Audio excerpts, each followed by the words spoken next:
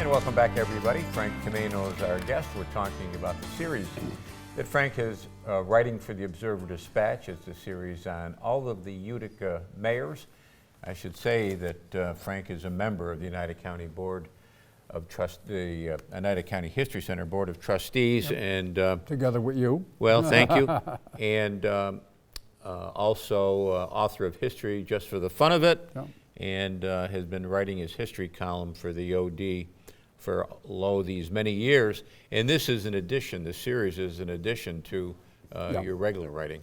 I writing my history column this week in history. You know, through the years, every time we were reading old newspapers, every time I came across something about a Utica mayor, I'd make a note of it and jot it down and put it in a little shoebox. And literally a shoebox? Yes, yes. I think the shoehorn is still in there too. But anyway, so through the years, you know, it accumulated.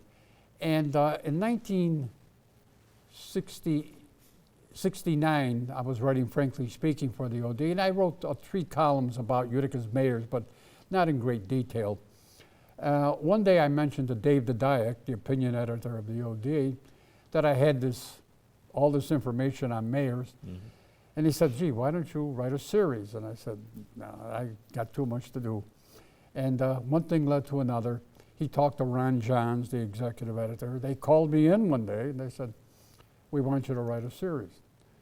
I said, well, let me think about it. I thought about it and I said, yeah, okay, I'll do it. And when I started, I thought what I'd do was just the names, who their opponent was, maybe when they were born and when they died, that type of thing.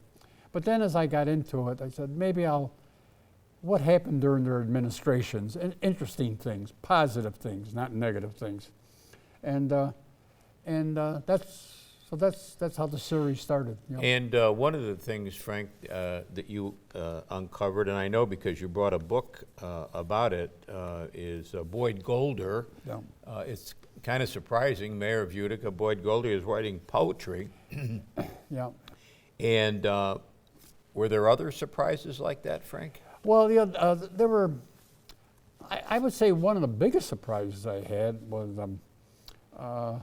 the early mayors, Joseph Kirkland, the first 15 or 20 mayors, how well educated they were. Graduates of Yale, Hamilton College, Dartmouth. One of the village presidents, Morris Miller, who started to build number 3 Rector Park, and Ward Hunt were graduates of Union College, and how they were both connected to the U.S. Supreme Court. Morris Miller, who was a lawyer, was the private secretary to John Jay, the first Chief Justice of the U.S. Supreme Court. And Ward Hunt, as you know, was an Associate Justice of the U.S. Supreme Court. So how well educated these men were. Another surprise, the first, I would say, in the 19th century, and even in the 20th century, how there were at least 25 elections, very close, fewer than 100 votes decided who would be mayor. I think the last one was Vincent Carew in 1936. I think he won by 93 votes.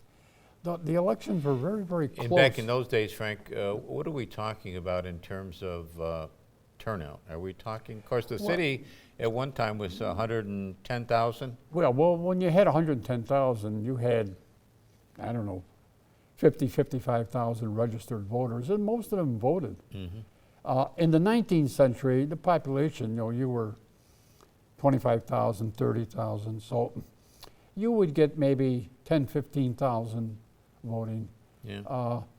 And in one election, I'm trying to think of the year, there was a tie.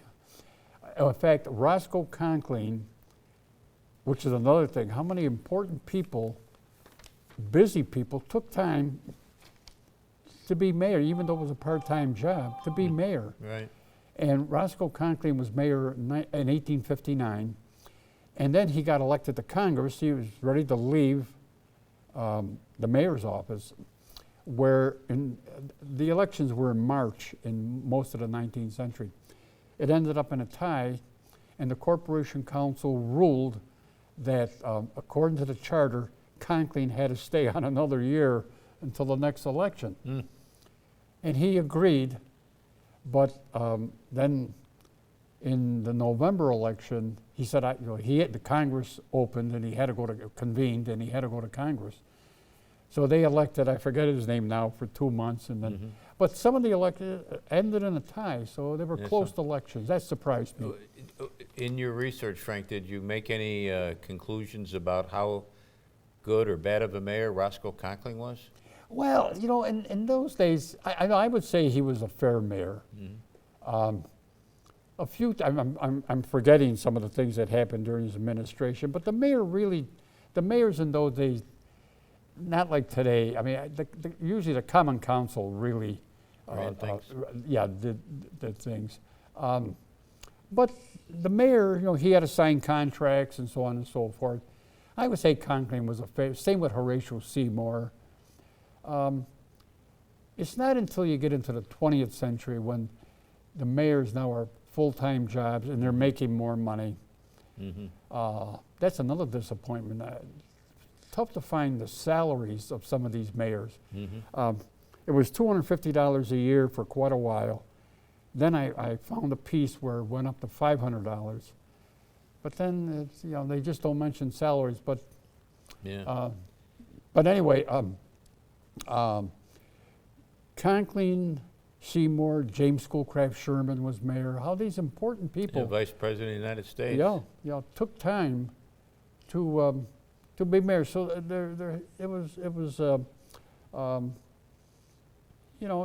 they just cared about the city that much that they wanted to serve for 1 year. Okay, and it's going to be going on. I'm trying to do it in my head, the math, Frank, but save me the trouble. It'll be ending up in probably. Let's see. I've got about I would say early January.